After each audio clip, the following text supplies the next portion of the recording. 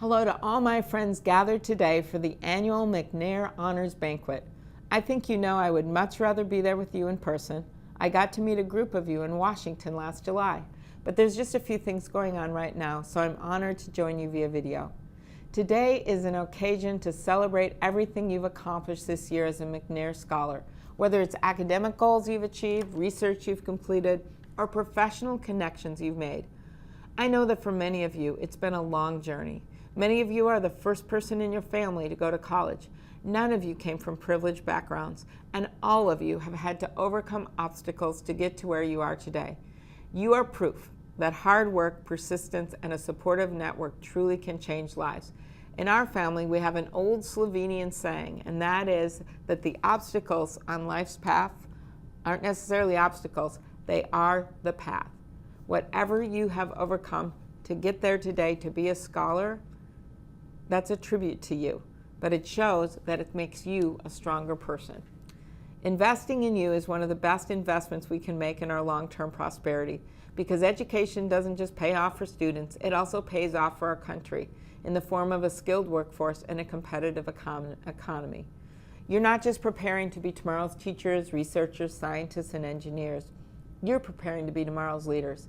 And by being at today's event, you've shown that you already have the right traits to succeed. In Minnesota, we appreciate the value of education. I certainly do.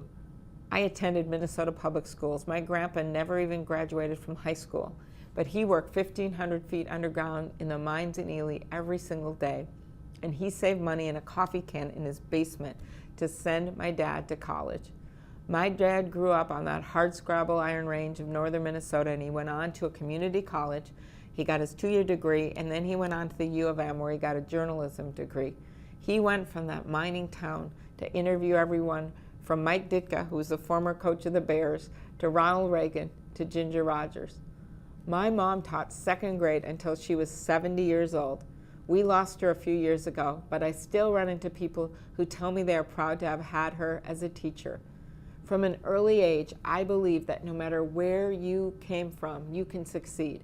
And now I'm here today, the granddaughter of an iron ore miner who saved money in a coffee can to send his kid to college, the daughter of a teacher and a newspaperman, and the first woman elected to the United States Senate from Minnesota.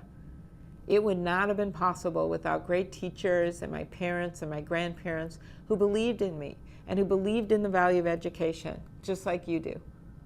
I want to end with this. In my office, I have a picture hanging on the wall, and so if you visit sometime, you'll see it.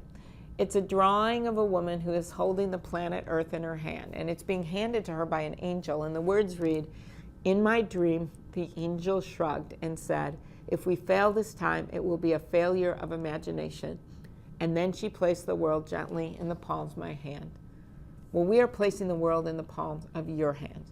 And I know there is no lack of imagination among McNair scholars. I know there is no lack of talent or ambition or initiative. You are the next generation of Minnesota leaders, the future of our state. And based on what you've already accomplished, I'd say that the future is in good hands because it's in your hands.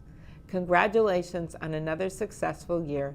Enjoy the rest of the banquet. A toast to you, budget cuts, Senate water. You deserve it. Have fun tonight.